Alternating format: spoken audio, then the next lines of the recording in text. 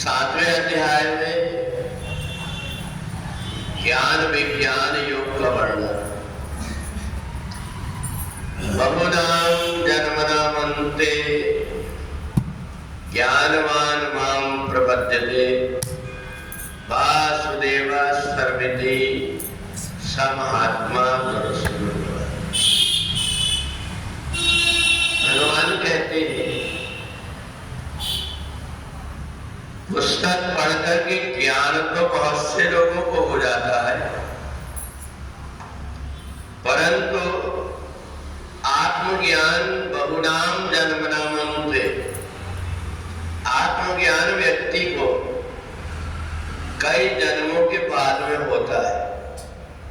और जब व्यक्ति को आत्मज्ञान हो जाता है तो ज्ञान का सदुपयोग करना सीख लेता है। ज्ञान जिस व्यक्ति को हो गया, उस ज्ञान से व्यक्ति को कुछ मिलना नहीं, उसको ज्ञान तो हो गया। जैसे समुद्र का पानी उसके पास में आ गया है, परंतु समुद्र के पानी को उपयोग वो कर नहीं पाएगा। इसलिए नहीं कर पाएगा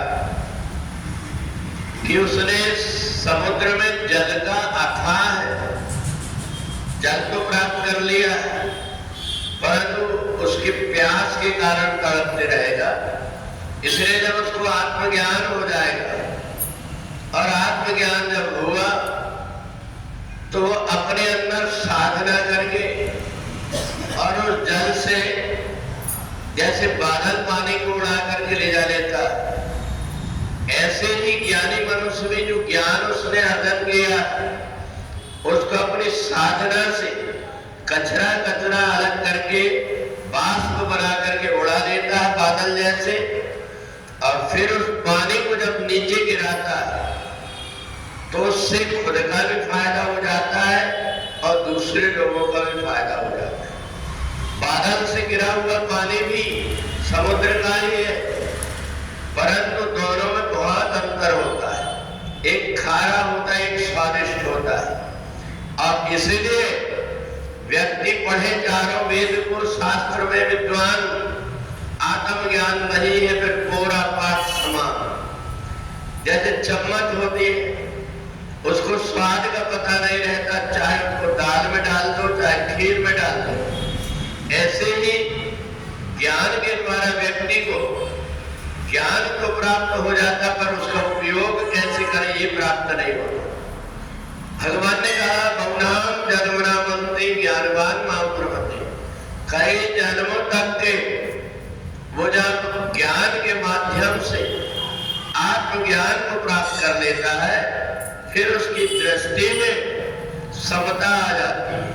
वो इधर उधर भटकता नहीं, फिर हर जगह वो परमात्मा को देखने के लगता। वासुदेवा सर्वमिदं, हर जगह वही परमात्मा है, उसको कहीं इधर उधर भटकना नहीं पड़ता, उसको तीर्थों में जाकर के इधर उधर सिर पीटना नहीं पड़ता।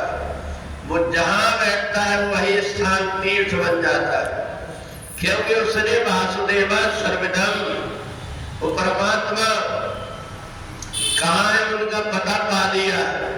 और इसलिए इस प्रकार का ज्ञान जब व्यक्ति को प्राप्त हो जाता है तो उसका इधर उधर का भटकन दूर होकर के आत्मा में स्थिर हो जाता है। तो ऐसा व्यक्ति ही बड़े मुश्किल से कई जन्मों की साधना के बाद में मिल पाता है। तो इसलिए भगवान ने 7वें अध्याय में ज्ञान और विज्ञान योग बताया कि ज्ञानी मनुष्य को किस प्रकार से अपना जीवन जीना चाहिए। एक बार